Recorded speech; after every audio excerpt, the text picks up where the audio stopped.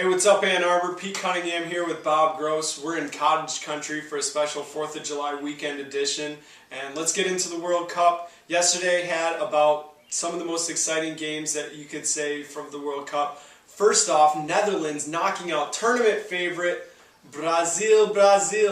Brazil went up 1-0, but scored 2 goals in the second half, both by Wesley Sneijder. Well, one of them was an own goal, and then the next Wesley Sneijder off of his head. And a little known stat in that game, there was a guy who had the assist on the first goal, and then a red card and an own goal. I don't think anybody's ever had a line like that. It's a very interesting trifecta. Don't try to imitate that one at home. And so much for your stat. Oh, those big Brazilians. Yeah, they're so tough. Well, the game-winning goal scored by none other than the shortest man on the field, Wesley Sneijder.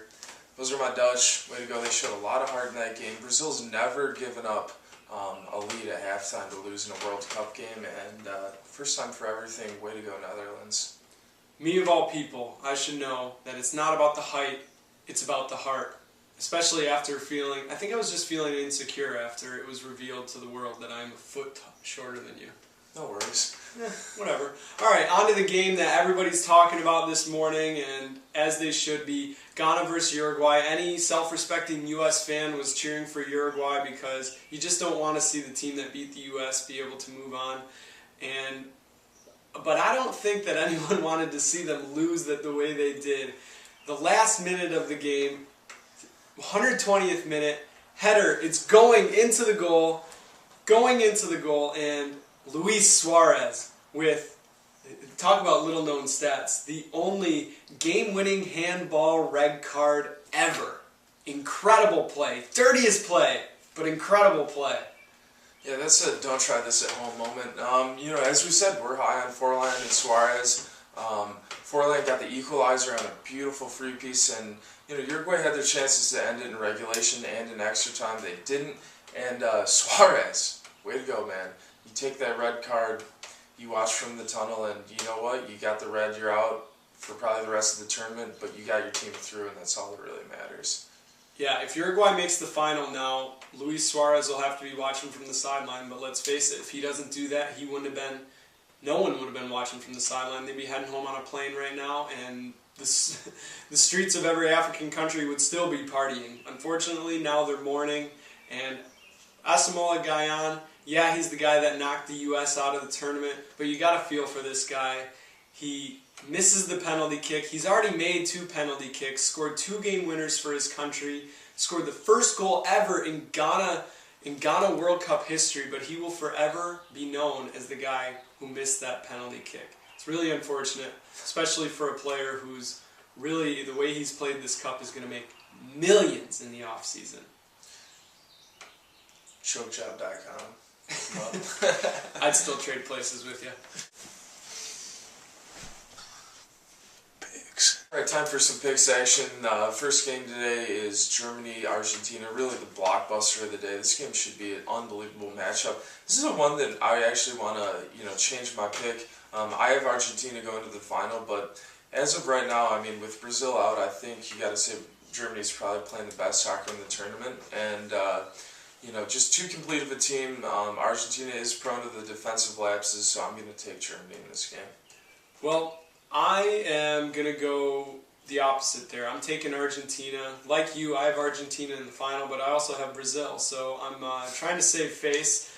Bob's had the Dutch the whole time, so trying to save face, and it's for selfish reasons. I want to see more Diego Maradona headlines. The more Maradona, the better for me. So sorry, degenerate. I'm going with you, and I'm taking Argentina, which in the past has kind of been a curse. But anyway, I think they'll have enough offense to make up for maybe a few defensive lapses against the Germans. Alright, well, speaking of enough offense, I think Spain, I don't know if they finally, you can say they're hitting on all cylinders, but the one guy that matters is actually still scoring goals. David Villa, definitely a candidate for the Golden Boot. He's filling it up. They're still having issues with that second striker. Is it going to be Torres? Who knows, but I think Villa's got enough to get the job done, and it's going to end for Paraguay today. Taking Spain, huh? Oh yeah, I'm taking Spain. Another game-winning handball by yours truly. I'm picking with my heart here because Paraguay has the most beautiful fan on the planet, Larissa Wikwelme. If you haven't Googled her yet, do it now. Just write Paraguay fan into your browser. Seriously, do it. Now.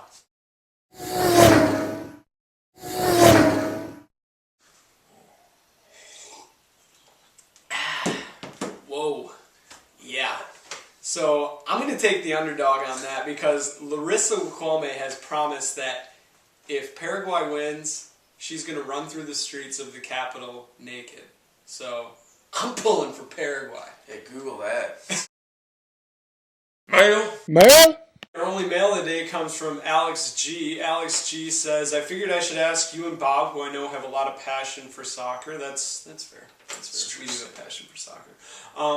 He asks, who do you think has shown the most passion out on the field? And then he notes that an author that he was reading said U.S. and North Korea were the 1 and 2 in his book. So who do you think had the most passion? Oh, I gotta quote the announcer from the Brazil-Netherlands game. Well, certainly, maybe not always the most talented side, but the most passionate.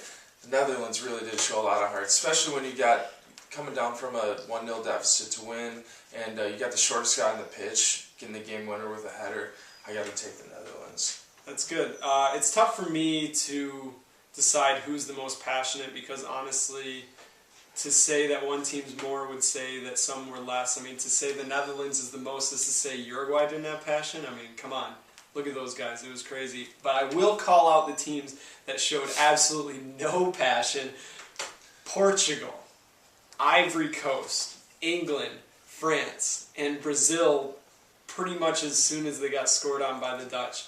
It just looked like these were a bunch of overpaid prima donnas, not caring about their country, not caring about their fans, and just caring about themselves and looking uninspired. So rather than say who I thought had the most passion, I will definitely say that those teams had the least passion. As always, you can email us, petercunningham@AnnArbour.com. That's petercunningham@AnnArbour.com. Monica, I know you're out there watching, recovering from your ACL surgery, so hey, shoot us an email if you can. As always, I'm Pete Cunningham. He's Bob Gross, and we're out. Go Eagles.